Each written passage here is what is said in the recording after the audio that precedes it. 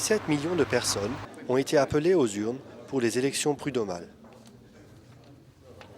Un vote où salariés et employeurs élisent ceux qui régleront les conflits dans le travail durant les 5 prochaines années. Environ 25 000 affaires. Près de 15 000 juges du travail ont été élus, dont 282 conseillers barinois. Des bureaux de vote sont installés dans les entreprises. Des bus sont aussi prévus afin de favoriser le vote des salariés. Malgré ces actions, on note un fort taux d'abstention, 67,3%. Quant aux résultats, la hiérarchie des grands syndicats reste inchangée. On retrouve avec 32,1% la CGT, suivie de la CFDT et de Force ouvrière. François Fillon, ministre du Travail, estime nécessaire d'engager une réflexion sur la démocratie sociale à la vue du fort taux d'abstention.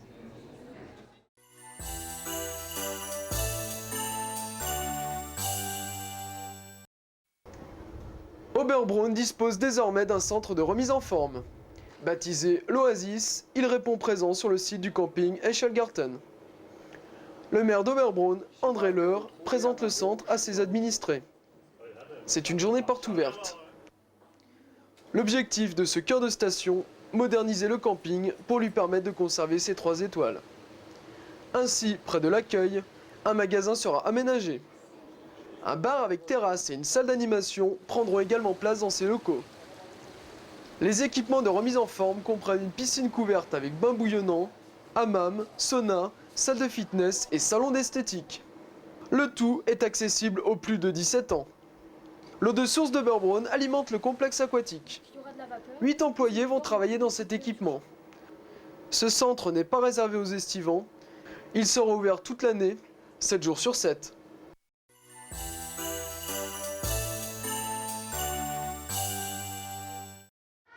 Des pongistes en herbe à la salle polyvalente de Gundershofen.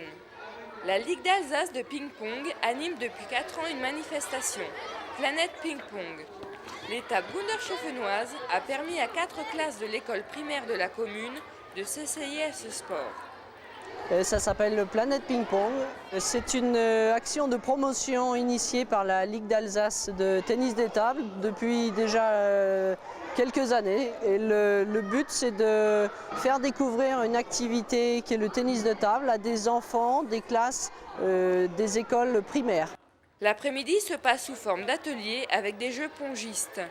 Les jeunes doivent mesurer leur adresse avec un peu de jonglage, mais aussi leur vitesse et leur précision. Après cette première activité, place aux grands. Ils vont assister à une démonstration des joueurs qui font partie de l'élite du département. Donc ils pourront voir leur technique. Et après, en principe, les joueurs vont les inviter à jouer un petit peu, à faire quelques échanges avec eux pour prendre goût au tennis de table. C'est une animation qui peut recevoir des enfants qui n'ont jamais pratiqué l'activité. Les exercices sont suffisamment simples pour que tout le monde puisse arriver à avoir des petits scores assez facilement. Les meilleurs peuvent se qualifier pour la journée finale qui a lieu le 22 juin prochain.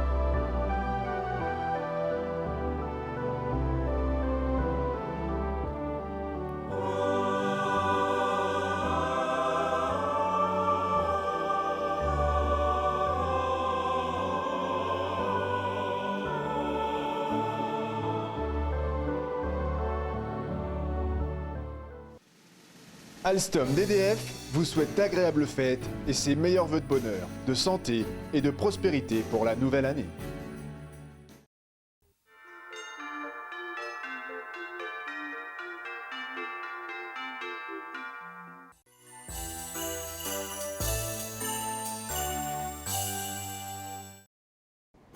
Bien, aujourd'hui, nous allons confectionner des petits fours de Noël que l'on appelle des damiers. Alors, il s'agit d'une pâte sablée que l'on va confectionner avec 1 kg de farine, 640 g de beurre, 5 g de sel, 10 g de sucre vanillé, 6 jaunes d'œufs et 50 g de cacao en poudre. Alors, pour confectionner cette pâte, on va en premier temps sabler le beurre et la farine.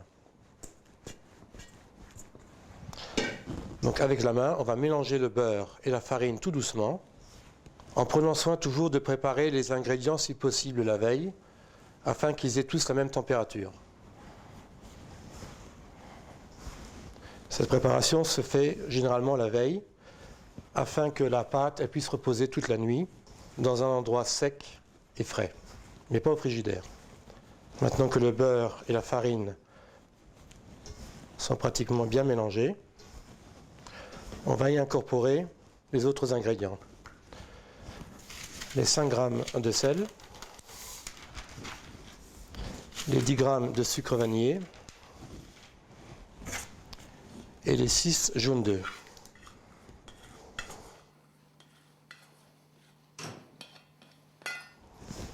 Lorsque la pâte aura la consistance pratiquement définitive, on va la séparer en 2 morceaux afin d'y incorporer le cacao dans la moitié de la pâte. Donc c'est une pâte sablée qui est très friable et qui met un petit peu de temps à prendre sa consistance définitive. Voilà, à ce moment de l'opération, la pâte est pratiquement terminée. On va la séparer en 2 morceaux. Et on va incorporer dans un des 2 morceaux les 50 g de cacao, ce qui nous donnera donc une pâte claire et une pâte foncée. Donc le mélange de la pâte et du cacao doit se faire jusqu'à ce que le cacao soit entièrement imprégné dans la pâte. Donc au bout de 3-4 minutes de pétrissage, la pâte est à peu près bonne. Voilà, nos 2 pâtes sont maintenant prêtes. Il y a la pâte claire et la pâte foncée. Ces 2 pâtes-là, on va les mettre donc au sec et au frais, dans un endroit sec et frais. Et on va les laisser reposer toute une journée, afin que cette pâte elle repose et qu'elle ne soit pas trop élastique. Bien, le lendemain matin, on va prendre nos 2 pâtes et on va les diviser chaque fois en 2 morceaux. On va chaque fois réserver la moitié de côté. Et on va prendre la première moitié pour faire l'enveloppe du gâteau, le pourtour du gâteau. Alors pour ce faire, on va étaler nos 2 morceaux de pâte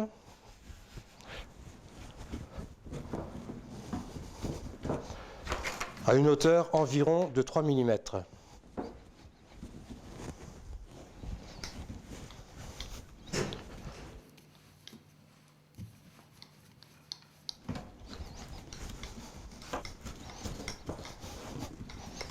Voilà.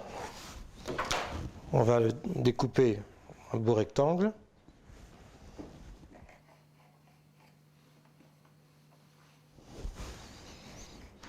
Et on prend soin de bien garder les restes qu'on va utiliser plus tard pour une autre sorte.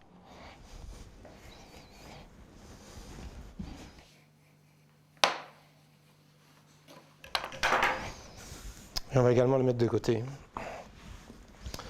Maintenant, on va confectionner l'intérieur des gâteaux. Pour ce faire, on va prendre les 2 autres moitiés de pâte que l'on va étaler sur 1 cm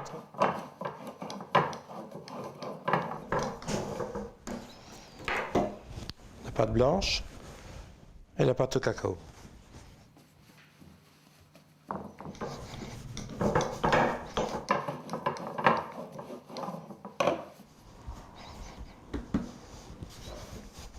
Maintenant que nous avons ces 2 pâtes qui sont prêtes, on va découper des lamelles de 1 cm de large, qui feront donc 1 cm sur 1 cm, et que l'on va coller sur ces pâtes.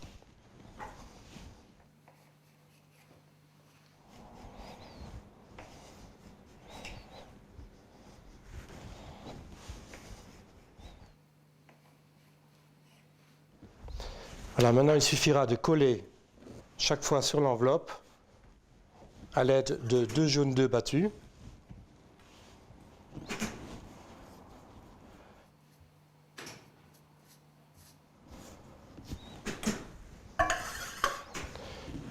Une lamelle claire et une lamelle foncée.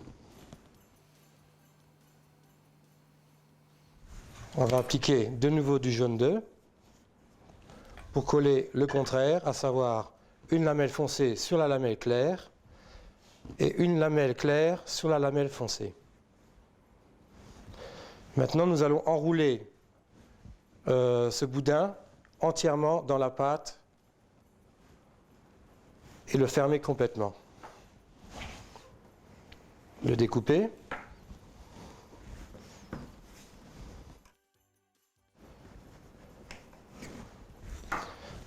Voilà, maintenant nous avons nos carrés de damier qui sont prêts à faire la même chose avec le reste de pâte claire et ainsi qu'avec le reste de pâte foncée. Alors maintenant les restes, on va les utiliser pour confectionner une sorte de sablé marbré, comme ici, en mélangeant grossièrement la pâte blanche et la pâte foncée.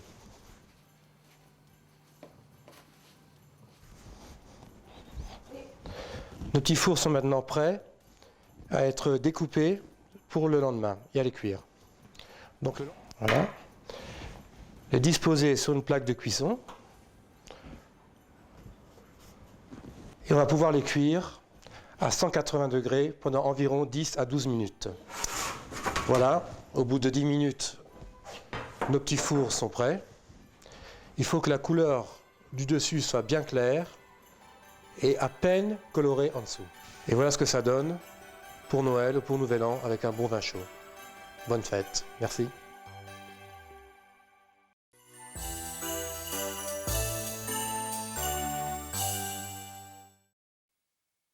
Chers amis, asseyez-vous, mettez-vous à l'aise et écoutez. Je vais vous raconter l'histoire du Père Noël et de la sorcière Baba Yaga. C'était, loin d'ici, très loin d'ici, au-delà de la grande plaine immense, perdue, pleine de neige, la neige haute, très haute, que le Père Noël devait traverser. Puis ensuite, il avait à traverser une forêt sombre, mais très belle. Et dans cette forêt, une clairière. Dans la clairière, un petit village. Ce village, vous savez, c'était le village où le Père Noël allait en tout dernier lieu pour sa tournée. Oui, c'était le dernier village où il allait déposer les cadeaux. Mais vous savez pourquoi c'était le dernier ? C'est un secret, ne le dites à personne. Mais le Père Noël avait peur d'aller là-bas. Oui, il avait peur. Non, pas de traverser la grande plaine de neige. Non, pas de traverser la forêt. Mais dans cette forêt régnait Baba Yaga, la sorcière. Et celle-là, elle lui faisait des farces. Le Père Noël a souffert bien des fois. Une année, pendant qu'il traversait la forêt, il a passé la rivière gelée et, en plein milieu de la rivière, la sorcière a fait fondre la glace et le Père Noël s'est retrouvé avec une grippe carabinée. Il n'a pas pu livrer les cadeaux au village. Après sa grippe, une autre année, la sorcière avait mis des panneaux tellement faux que le Père Noël a mis 2 jours au lieu de quelques heures à trouver le village. Et là, pareil, il est arrivé trop tard. Alors vous pensez, le Père Noël, il avait peur. Cette année-là, là maintenant, il a traversé la grande plaine de neige. Il est arrivé à la forêt et, lentement, en faisant attention partout, il a passé la forêt et, miracle, miracle, rien ne s'est passé. La sorcière ne s'est pas manifestée, comme si elle dormait. Le Père Noël est arrivé au village. Et là, il entre tout content. Mais au village, il Il n'y avait aucune lumière aux fenêtres, pas une seule bougie. C'est pas normal. Il rentre dans les maisons, aux cheminées, pas une seule chaussette de laine accrochée pour y mettre les cadeaux, rien. Père Noël comprend plus là. Qu'est-ce qui se passe? Il sort, il va dans la rue, il fait une autre maison, pareil. Rien, rien qui indique qu'on est le soir de Noël. Le Père Noël comprend plus. Ça va pas. Il reste là une partie de la nuit, comprend plus, et déjà des gens sortent, des paysans, pour aller travailler un peu, ramasser un peu de bois. Ils le rencontrent dans la rue, lui disent « Bonjour monsieur ». Le Père Noël se dit « Mais c'est pas normal, ils me reconnaissent même pas. » Et alors, il entend un rire terrible, le rire de la sorcière Baba Yaga. Le Père Noël, pris de colère, se met à courir à travers la forêt vers la maison de Baba Yaga. Et là, il arrive à la cabane de la sorcière Baba Yaga, qui est posée sur 2 énormes pieds de poulet, et il frappe à la porte. « Baba Yaga, vieille sorcière, qu'est-ce que tu as fait ?» Et la vieille sorcière, de rire, et de rire, « Oh, Père Noël, tu viens taquiner une petite vieille ?» Et le Père Noël fâché, il tapique, « Qu'est-ce que tu as fait ?»« Oh, Père Noël, je sais plus ce que j'ai fait, j'ai plus de mémoire. » « T'as plus de mémoire ? Je sais ce que tu as fait. Tu as enlevé la mémoire aux gens, tu as enlevé la mémoire de Noël au village. » Et la sorcière de rire, et le Père Noël de cogner à la maison, et la sorcière dans sa maison de partir sur les pattes de poulet, et le Père Noël de courir derrière. Mais les pattes de poulet, c'est plus rapide qu'un Père Noël, et la maison s'est perdue. Le Père Noël, soufflant, suant, s'assied sur un tronc, sur une petite bûche de bois là qui traînait là. Il enlève la neige, il s'assied dessus et, tout triste, commence à verser des larmes. J'avais jamais vu le Père Noël. Il pleurait. À un moment donné, il sort un violon. Il le sort et il se met à jouer. Oh, c'était beau. Mais le Père Noël a versé beaucoup de larmes sur son violon. Et pendant qu'il pleurait, tout à coup, il entend un sifflement. Quelqu'un chantait. « Si j'avais 1 kopek, j'achèterais des bonbons. Si j'avais 2 kopeks, j'achèterais un foulard. » Le Père Noël se lève, il va voir qu'est-ce qui se passe. Il regarde et là, merveille, il voit Igor. Igor, un jeune homme du village, qui revient, lui, de la ville où il fait ses études. Et le Père Noël se dit, mais lui, Igor, il vient fêter Noël à la maison. Lui, il a la mémoire encore de Noël. Lui, il veut fêter Noël. Il rentre. Peut-être que j'arriverai à redonner la mémoire aux gens du village. Alors vite, il souffle sur sa bûche où il était assis 3 fois, fort. Il souffle. Et puis, il y pose le violon et se cache. Igor, si j'avais 1 kopek, arrive et il voit le violon par terre. Oh, qu'il est beau ce violon. Et puis, il le prend, il l'essaye. Oh, il est magnifique. Il y a quelqu'un? Pas de réponse. Caché derrière son arbre, le Père Noël ne bouge plus. Igor prend le violon et se dit, j'emmène aussi la bûche parce que papa, il a besoin de bois pour la cheminée, ce sera bien. Et avec la bûche, le violon, il continue son chemin vers le village. Si j'avais 2 kopeks, j'achèterais un foulard et ainsi de suite. Igor arrive au village.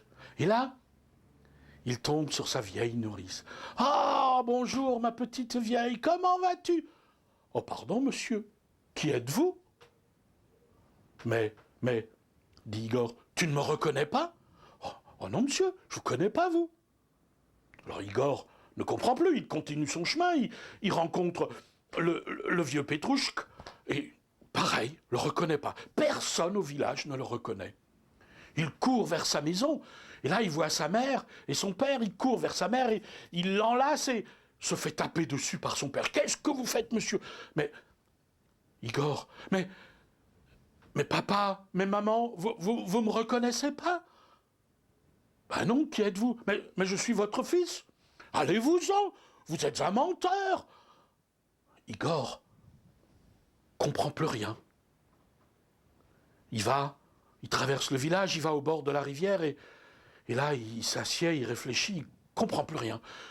Puis il va à la grange et puis il se dit, ils ont perdu. Ils ont tout perdu, ils savent plus qui je suis. Peut-être qu'ils connaissent encore la musique. Il entre dans la grange, il construit un grand feu, il l'allume et au sommet, il met la bûche du Père Noël. Puis il prend son violon et se met à jouer.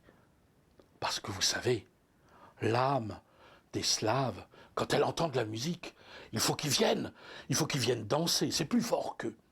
Et Igor se disait, peut-être que ça les fera un peu revivre, les gens du village. Et effectivement, les gens du village arrivent petit à petit, puis devant ce magnifique feu, et cette musique du violon se mettent à danser. Et c'est joli. Et quand le feu touche la bûche du Père Noël et que celle-ci se met à brûler, comme toutes les bûches, elle envoie des milliers d'étincelles partout. Et quand les étincelles retombent sur les gens retrouvent la mémoire de Noël. Et pendant que la bûche de Noël faisait ce miracle avec la musique que jouait Igor, le Père Noël s'était glissé dans toutes les maisons, il avait déposé le camion de pompiers, la poupée, les gâteaux et tous les cadeaux. Et il est sorti du village, heureux, sachant que les gens avaient retrouvé la mémoire de Noël. Alors, il a regardé dans la forêt un point imaginaire et il a dit « Tu sais, Baba Yaga, c'est fini. Plus jamais je n'aurai peur de toi. » Et on a entendu au loin le rire de Baba Yaga. Ha, ha, ha, un rire qui mourait. Le Père Noël a gagné.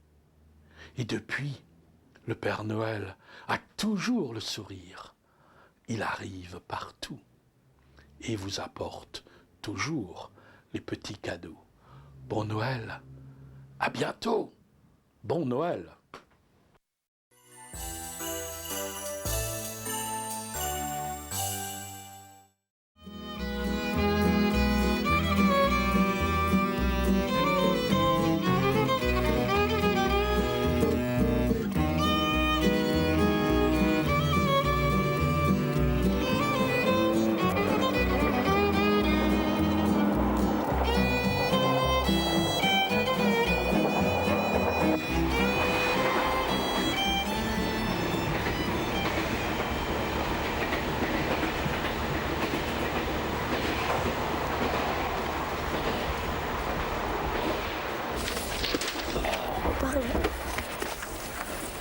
Il est génial ce sapin. Un sapin cette saison, c'est bizarre. Vous faites quoi? À feuille. Vous êtes dessinateur? Je ne parle pas aux gamines indiscrètes. Je suis pas une gamine, j'ai 12 ans.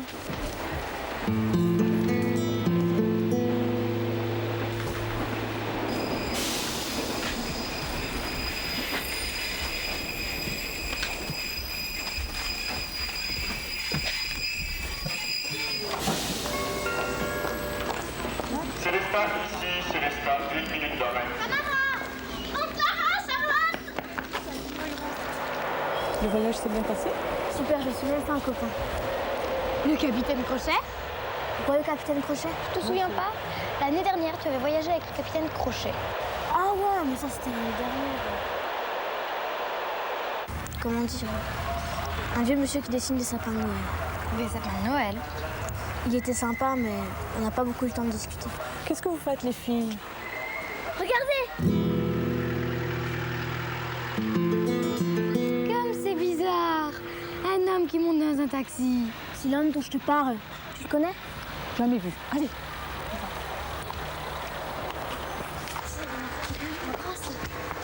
Mais nous on l'a fait. Et puis il y avait de la musique, comment on appelle ça, des... Tu verras, je t'ai mis un livre dans la chambre de Charlotte. Ah ouais, j'en ai utile. Puis tu sais, t'avais... attends, comment on appelle ça, Qu'est-ce qu'on fait maintenant? Eh ben, on va jouer aux échecs. Oh non, pas maintenant. On peut aller à la piscine. Ça, c'est nul. Alors, on n'a qu'à aller au musée. Je déteste. Quoi? J'ai une idée. Viens. Bah quoi? T'entends pas surtout.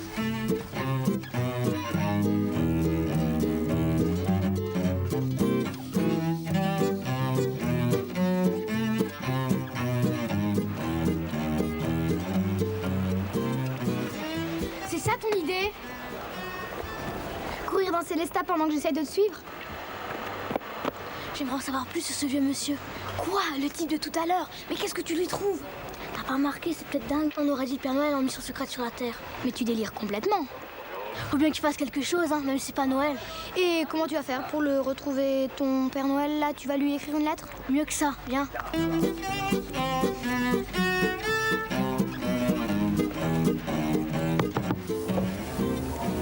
Bonjour, vous avez pris mon grand-père tout à l'heure, un vieux monsieur. Il avait une barbe blanche. Vous l'avez emmené chez lui ou au bureau? À l'hôtel. C'était quel hôtel? Bah, le Grand Hôtel. Ah oui, le Grand Hôtel.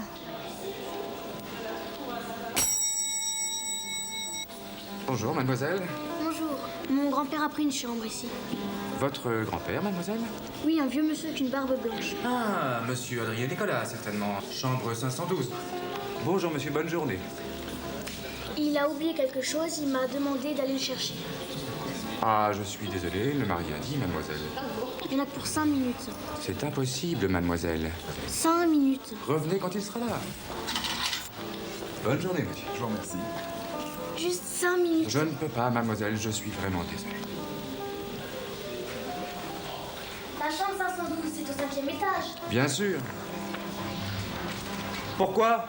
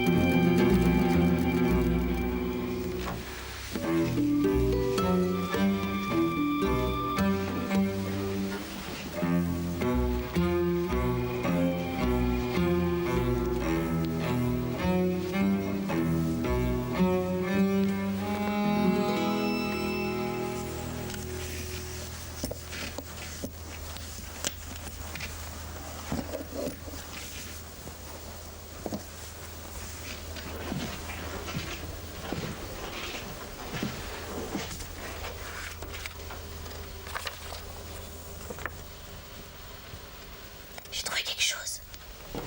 Qu'est-ce que c'est? Finalement, ça t'intéresse. J'ai pas risqué de me casser le cou pour t'attendre dans un coin quand même. C'est pour une interview en direct avec Elisa Oval. Elisa Oval, ma mère l'adore. Tais-toi. Ça se passera demain à la bibliothèque humaniste. La bibliothèque humaniste, c'est pas loin d'ici.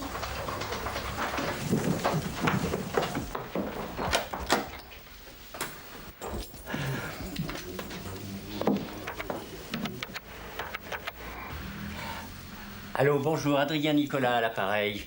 Je voudrais parler à Elisa Oval. Bonjour.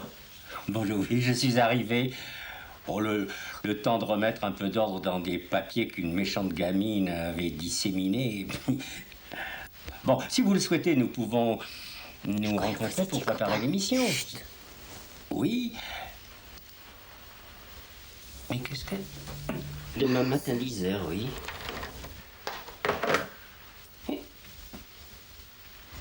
Maman, on est foutus. Mais qu'est-ce que vous faites là? On s'est trompé de chambre. Vous vous êtes trompé de chambre? Mais c'est la gamine du train. Ah, je vous jure, monsieur, moi j'ai rien fait. C'est elle qui a tout manigancé. Mais pourquoi est-ce que tu es toujours dans mes pattes, gamine? Je suis pas une gamine.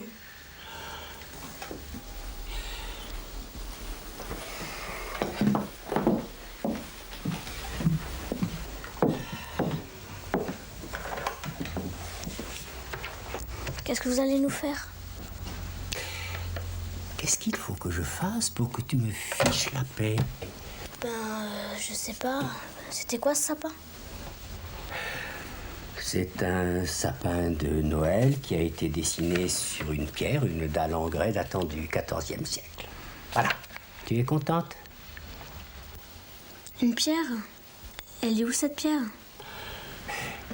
Je ne sais pas. Elle a disparu. Probablement pendant la guerre. Et c'est pour ça que vous passez à la télé? Oui. Oui, j'ai écrit un livre sur la tradition du sapin de Noël. J'y démontre qu'elle est née ici, à Célestat. Le premier sapin est apparu ici? Vous avez besoin d'aide? Pourquoi faire? Je suis née à Célestat, je connais la ville comme ma poche, je pourrais peut-être vous aider. Ne me raconte pas d'histoire. Allez, viens, on s'en va. Qu'est-ce que vous diriez si je vous retrouvais votre pierre? Écoute, gamine. Je suis pas une gamine. Il y a plus de 10 ans que je la cherche, cette pierre. Et crois-moi, si elle existait encore, je l'aurais trouvée. Chiche que je vous la retrouve. Chiche, il y a beau temps que je ne crois plus au Père Noël. Hé, au fait, par où êtes-vous entré? Par la fenêtre. Pourquoi pas par la cheminée?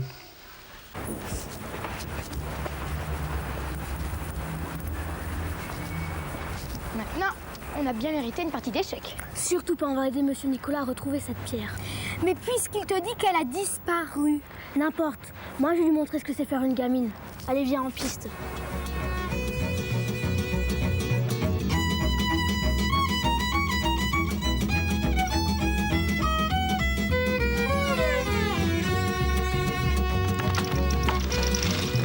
Bonsoir. Est-ce que vous auriez vu un sapin en pierre? Près comme ça.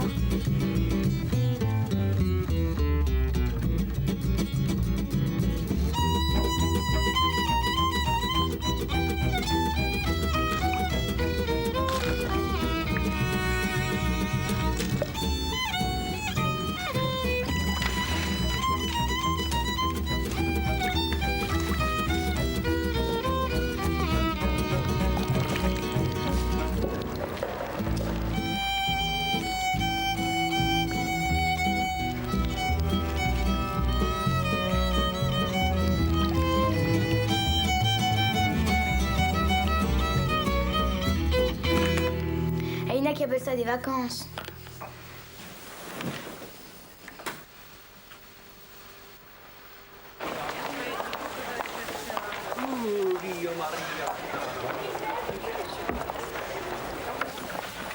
Regarde, des sapins de Noël, t'as vu? Ah non, c'est pas vrai. On a dit qu'on laissait tomber.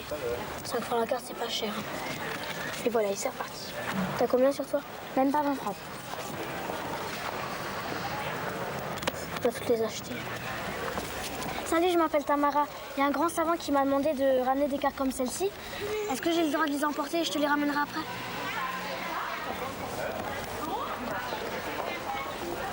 Tu sais, il a dit qu'il donnerait beaucoup d'argent pour celle qu'il cherche.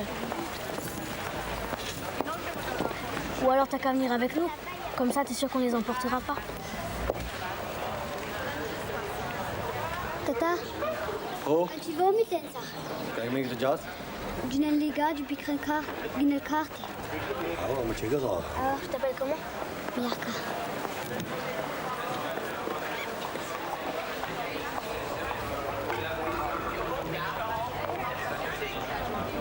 À partir du 3, je suppose. C'est cela. Eh bien, c'est entendu, madame, aucun problème. Merci beaucoup. Je vous en prie, Au madame. revoir. Bonne journée. Merci. Vous savez où est mon grand-père? Ton grand-père, ton grand-père, ton grand-père m'a dit qu'il n'était pas ton grand-père. Hein? Allez, les enfants, tu vas aller, tu vas aller, tu vas aller, tu vas aller, tu vas aller, tu vas aller, tu vas aller.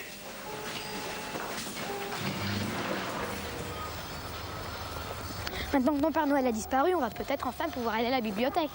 Mais oui! Mais oui, quoi? Mais oui, la bibliothèque, il est sûrement fourré là-bas. Monsieur Nicolas! Monsieur Nicolas! Monsieur Nicolas! Qu'est-ce que j'ai fait au bon Dieu pour t'avoir toujours dans les pattes? J'ai une piste, monsieur Nicolas. Viens, Mirka.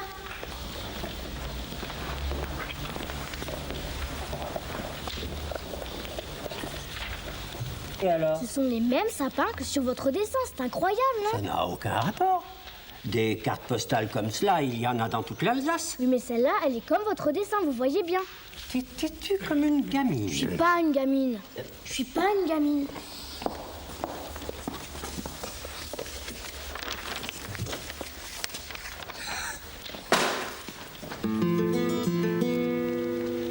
Qu'est-ce qu'elle a?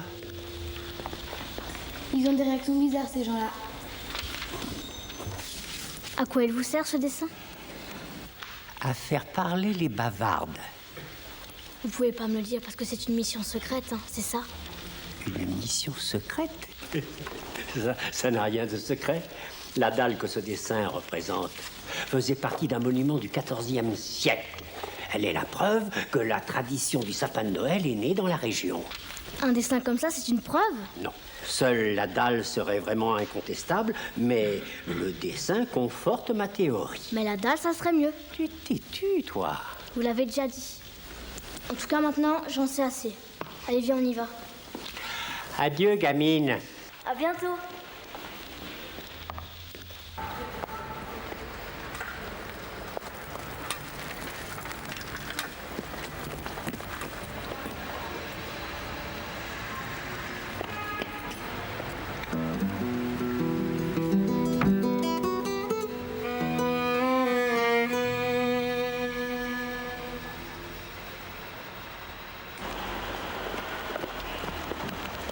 T'as entendu, ce serait mieux si on retrouvait cette dalle. C'est pas vrai, puisqu'on dit qu'elle a disparu. Tu te prends pour Sherlock Holmes ou quoi? Je vais pas continuer à courir après un bout de pierre qui n'existe même pas. T'as vu la réaction de Mirka quand elle a vu le dessin? Ils ont des réactions bizarres, ces gens-là. Je suis sûre qu'elle a déjà vu ce sapin quelque part. Je m'en fous de ton sapin, je m'en fous de ton bout de pierre. Tu pourrais aller l'avoir toute seule, ta salle bohémienne. J'en ai marre, j'en ai marre.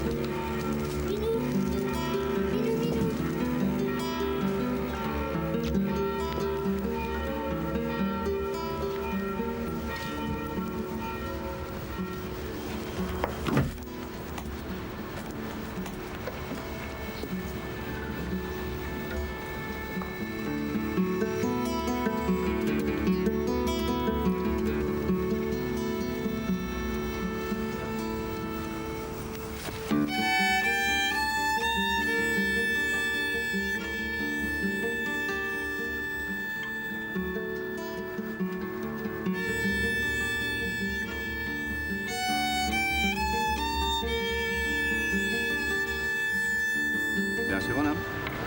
Vous la vendez combien? 500 francs.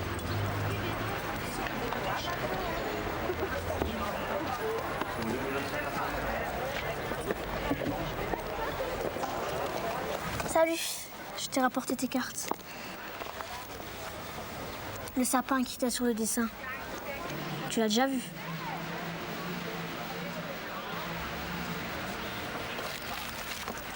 Tu sais le vieux monsieur qu'on a vu à la bibliothèque? Il a passé toute sa vie à la chercher, cette pierre. T'imagines la joie que ça lui ferait si on la retrouvait? Tu me le dirais si tu savais où elle était? Bon. Ce qui serait super, c'est que tu montes ton campement. Ça doit être génial d'habiter dans une roulotte. Quoi, vous rigolez? On n'habite pas des roulottes, on habite des maisons. Ah. Bah, on a qu'à aller dans la chambre de Charlotte. Il y a tout plein de jeux là-bas.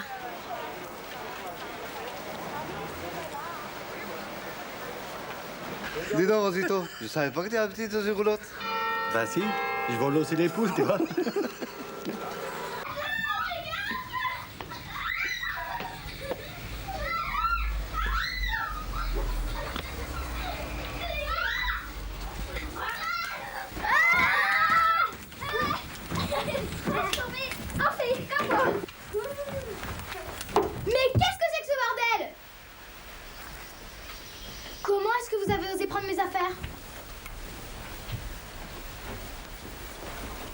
Mais regardez-moi ça!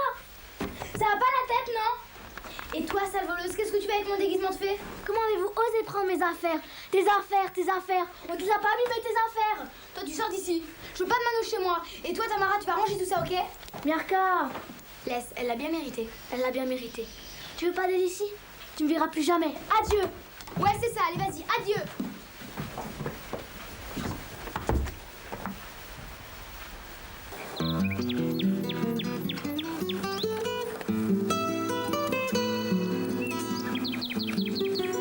Tu sais, je suis désolée, hein, si j'avais su, on serait allé jouer ailleurs.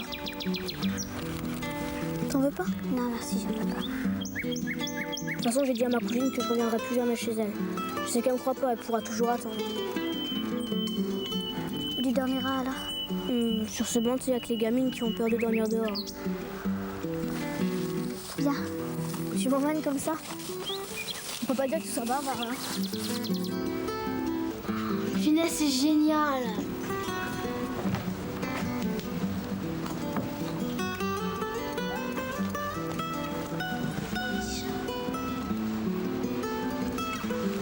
Ça va être super de dormir ici. Tu t'en vas? Bien sûr, tu peux pas rester ici. Tu viendras me chercher demain matin. Bonne nuit, Mirka. Et surtout, t'inquiète pas pour moi.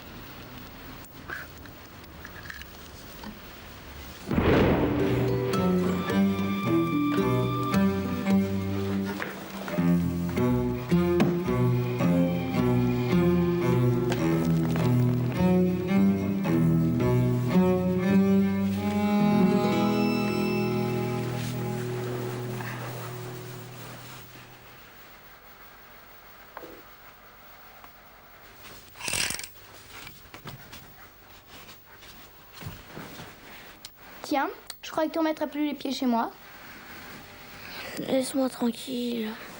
Je pensais que tu dormais chez ta bohémienne. Si t'avais été plus sympa avec elle, ma bohémienne, comme tu dis, elle t'aurait montré des trucs qu'on voit même pas dans les films.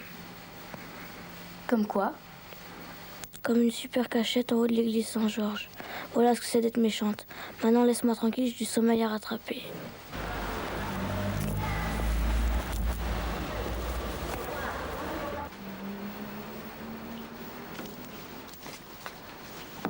Tamara? Tamara? Tamara?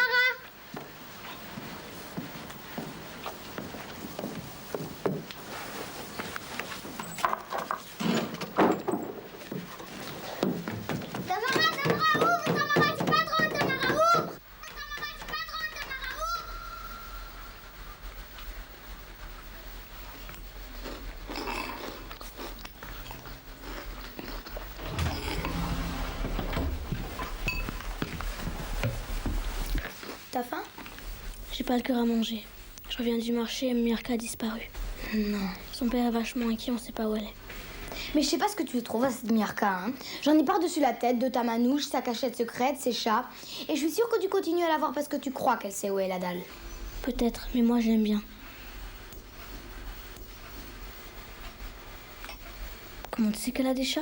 Je le sais, et c'est tout. Je peux même te dire qu'elle aura du mal à en sortir de son clocher. C'est pas vrai, qu'est-ce que t'as encore fait?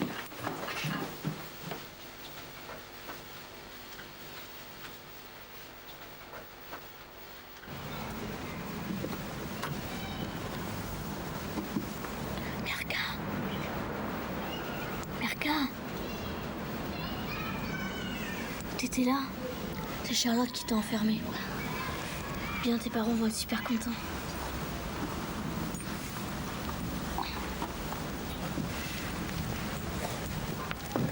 Qu'est-ce qu'il y a?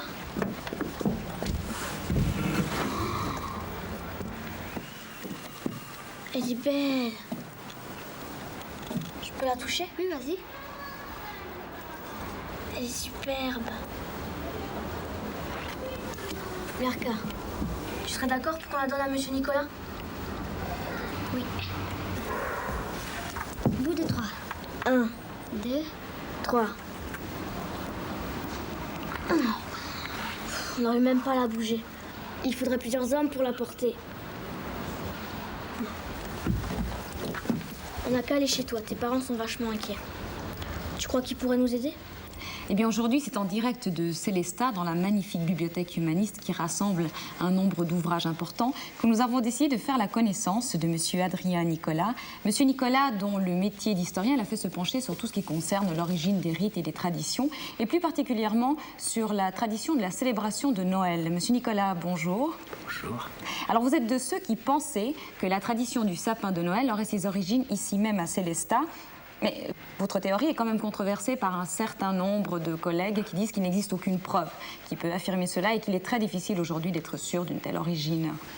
Oui, mais beaucoup d'éléments concordent dans le sens de ce que j'affirme. Que, Monsieur Nicolas.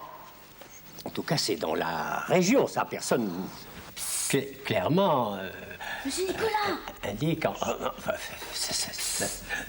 du sapin de Noël, je dirais que personne ne le conteste. Ça y est, je l'ai, Monsieur Nicolas. Attendez, là, je ne sais pas ce qui se passe, mais enfin bon, pour ceux qui auraient des doutes que nous ne sommes pas en direct. Monsieur Nicolas, visiblement, vous connaissez cette jeune fille. Hélas.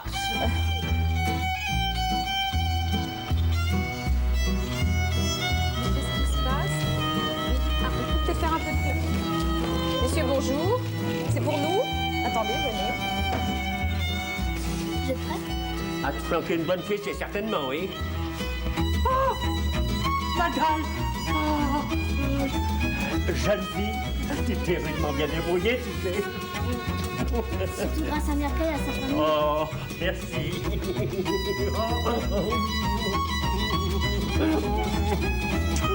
Oh, merci.